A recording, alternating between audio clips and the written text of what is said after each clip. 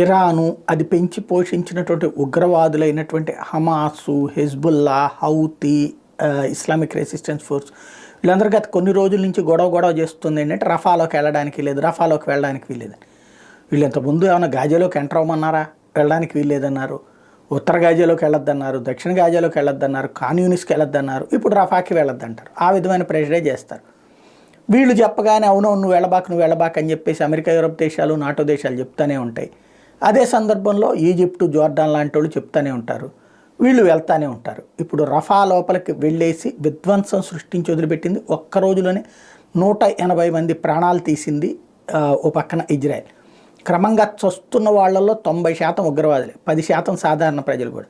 అసలు నిజాన్ని దాచిపెట్టి తొక్కిపట్టి ఉగ్రవాదులు సచ్చిన దాన్ని కూడా పౌరుల పేరుతో కథలు నడిపేటటువంటి వ్యవహారం నడుస్తూనే ఉంది. ఇరాన్ అదేవిధంగా అమెరికా మీద మరొకసారి ఒత్తిడి తీసుకొస్తుంది.